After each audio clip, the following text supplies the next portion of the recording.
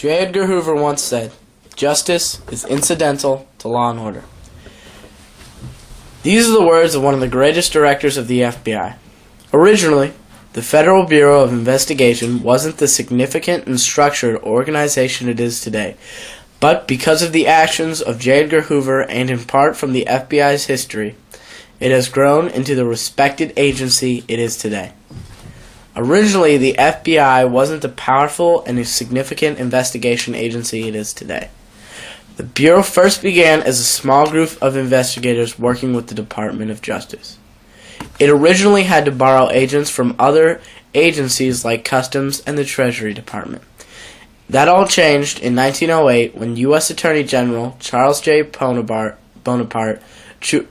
chose a group of agents to work as the detective force at the Department of Justice, creating the Bureau of Investigation. It was created in 1908 to look into the shipment of stolen goods between states, antitrust violations, and fraudulent land sales. Also peonage crimes, or failure to pay off debt, crimes on Indian land reservations, and violations of national banking laws. In 1908, it was considered arguable to have a federal investigation agency, because few federal crimes existed when the Bureau of Investigation was established. In 1917, that all changed when the U.S. entered World War I. This caused the FBI's workload to increase. Espionage, sabotage, and draft violations were the FBI's responsibility during World War I.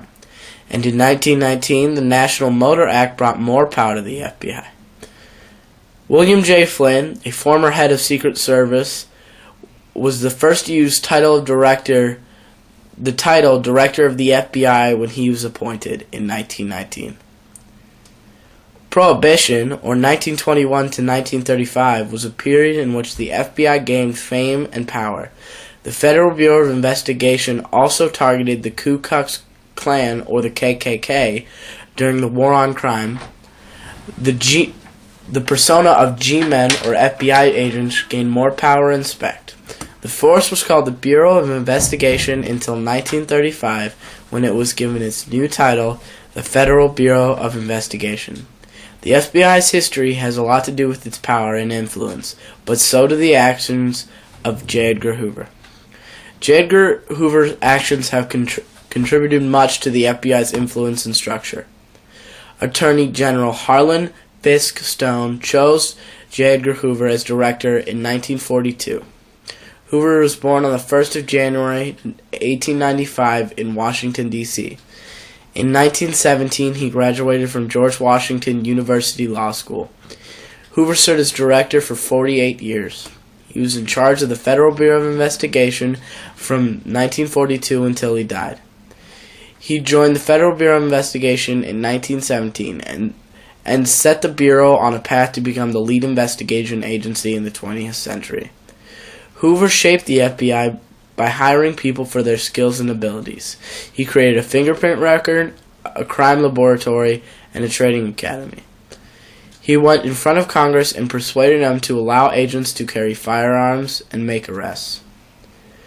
Hoover became very well known in the 1930s when the Bureau caught a lot of well-known gangsters in a period called the War on Crime. He crafted the persona of the all-powerful G-men to show that the U.S. still had a strong government and law enforcement agency during the Great Depression. He chose to take out highly praised gangsters and build up a reputation for his G-men. Hoover also convinced President Roosevelt to allow them to investigate foreign espionage. On May 2, 1972, he passed away.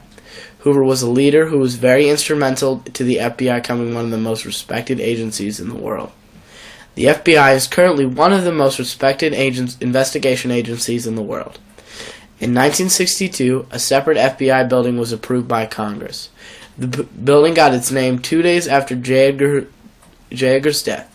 President Gerald Ford dedicated the building on September 30th, 1975.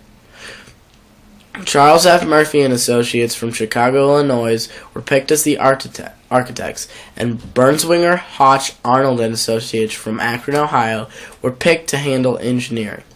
In 1963, Charles F. Murphy and Associates chose the cube-like structure as the original design.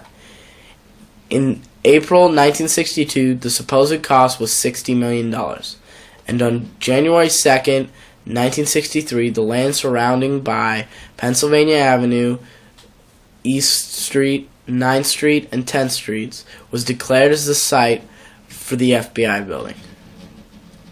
For economic reasons, the most used outdoor building material was concrete instead of the traditional granite or limestone.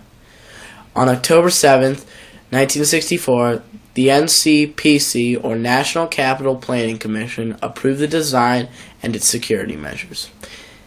FBI workers started working in the new building on June 18, 1974. When finished, the expenses were about $126 to $106 million more than the 1963 plan because inflation made construction costs rise. The Federal Bureau of Investigation is a very field-focused organization and also gathers information on people and organizations considered harmful to national security. The director is chosen by the President, who is given the okay by Congress. Congress's laws are the basis of where the FBI gets its power. Men and women have to be 23 to 27 years old and in excellent physical condition and have a college degree to join. So as you can see, why the FBI is ahead of the curve when it comes to protection and investigation of its country. At first, the Federal Bureau of Investigation wasn't the well-known and structured agency it is today. But because of the decisions of J. Edgar Hoover and from the FBI's history, it has grown into the respected bureau it is today. So, as the FBI has grown in many ways, a lot of it has come from the leadership and actions of J. Edgar Hoover. As J. Edgar Hoover once said, justice is incidental to law and order.